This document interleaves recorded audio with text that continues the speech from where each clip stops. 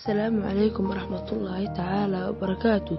كسر هذا قناة كنا مرة واحد مرسد حدبة وأنا جوا ياسين قاسم علي ويدين فينا برنامجك وحنا مخالقا وقعد لنا ذلك برازيل أنت أنا بمدد فضلا سبسكرايب صار جنالك لكن التعوص ينشر قراي يا الله إني ناديتك وسعيت إني استهديتك فهديت بالقرآن. dalka Brazil oo loogu dhawaaqo Federal Republic of Brazil waa dal Boortaqiis ah waana dalka shanaad ee dhulka ballaaran adduunka.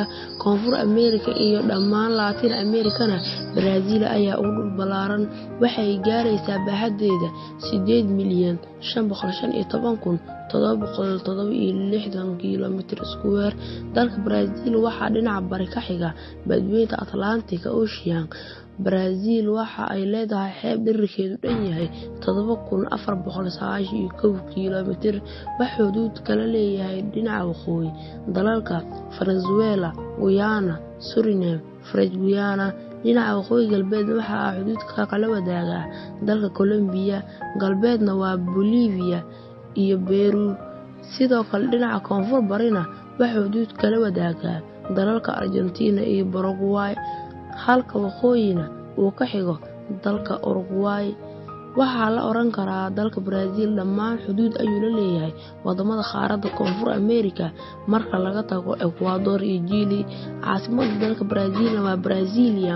Tirada dadka dalka Brazil waxay gaarayaan 190 milyan. 83.7% waxa ay degan yihiin magaalada. 2008 heerka wax akhris iyo wax qorin la'aanta waxay gaartay 11.48%.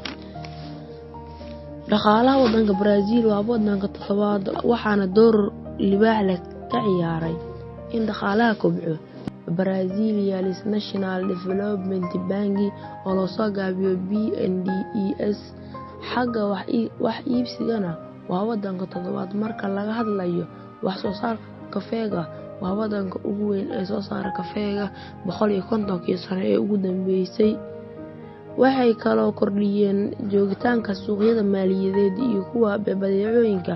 waxay nasiib u heleen in ay Brazil noqoto suuqa afraad ee ugu weyn ee baabuurta caalamka. sidoo kale dhismahan oo loo yaqaan Rio de Janeiro ayaa ah astaan ka mid ah astaamaha dalka Brazil waana goob ay dalxiisayaashu soo booqdaan. dhismahan waxaa la bilaabay 1926 waxaana la dhameeyay 1931 waxaana la dhisay 5 sanadood oo kaliya ah. 2003 ayaana dib loo cusboonaysiiyay. wassalaamu calaykum.